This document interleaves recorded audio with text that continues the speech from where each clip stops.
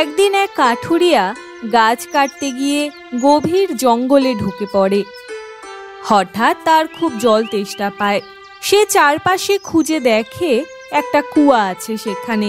কুয়ার কাছে গিয়ে দেখে ভেতরে একটি সিংহ, একটি বাদর, নাগরাজ এবং একটি মানুষ জহুরি লালা প্রসাদ পড়ে আছে। ও মানব, দয়া করে আমাদের সাহায্য করো, আমাকে এখান থেকে বার করো। আমার খুব জল তেষ্টা পেয়েছে, তোমরা জল দাও আমাকে। কাঠুরিয়া একটা বালতি দড়িতে বেঁধে কুয়োর মধ্যে ফেলে দেয়।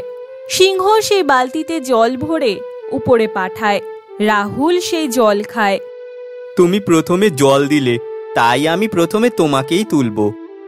এরপর রাহুল একে একে সিংহ, বাদর, নাগরাজ আর জহুরি লালা প্রসাদকে উঠিয়ে আনে। আমরা সবাই তোমার উপকার মনে রাখব। কখনো বিপদে পড়লে আমায় মনে রেখো। আস্তে আস্তে দিন যায়। একদিন কাঠুরিয়া আবার জঙ্গলে আসে ভেষজ ওষুধ খুঁজতে। খুব খিদে আর তেষ্টা পায় তার। বাদরটা থাকলে একটা উপকার হতো, ভেষজ ওষুধ খুঁজতে। সে বাদরকে ডাকতে থাকে। বাদর এসে খুব খুশি হয়। বন্ধু, তুমি আমার প্রাণ বাঁচিয়েছিলে। আমি তোমার জন্য কিছু ফল নিয়ে আসি।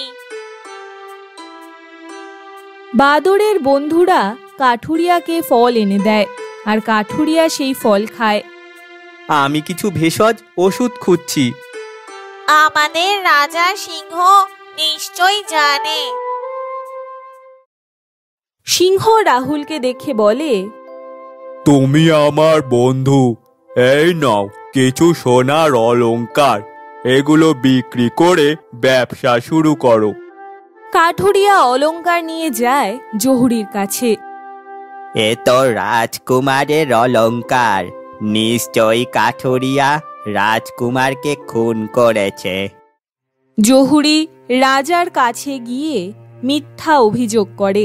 তারপর কাঠুরিয়াকে রাজার সেনারা এসে ধরে নিয়ে যায়। আমি নির্দোষ, কেউ বিশ্বাস করছে না আমাকে। সত্যি আমি নির্দোষ। কাঠুরিয়া তখন নিরুপায় হয়ে নাগরাজকে ডাকে। চিন্তা করো না বন্ধু, আমি ব্যবস্থা করছি। নাগরাজ গিয়ে রানীকে কামড় দেয়।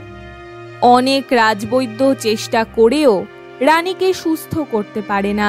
তখন কাঠুরিয়া বলে, আমি রানীকে সারাতে পারি। রাজা রাজসেনাকে আদেশ দেন কাঠুরিয়াকে নিয়ে আসার জন্য। কাঠুরিয়া এসে রানীকে যেই ছুঁয়ে দেয়, সাথে সাথে রানীমা সুস্থ হয়ে যান। এতদিনে সত্যি বুঝতে পারলাম। বলো কাঠুরিয়া, আসল ঘটনা কি? কাঠুরিয়া তার পুরো ঘটনা খুলে বলে। আমি শুধু বন্ধুদের সাহায্য করেছিলাম, কিন্তু লালা প্রসাদ টাকার লোভে মিথ্যে বলছে। রাজা সব বুঝতে পারেন এবং লালা প্রসাদকে কারাগারে পাঠান। তুমি ন্যায়ের পথের যাত্রী, তোমায় পুরস্কার দিচ্ছি, একটি প্রাসাদ আর স্বর্ণ মুদ্রা।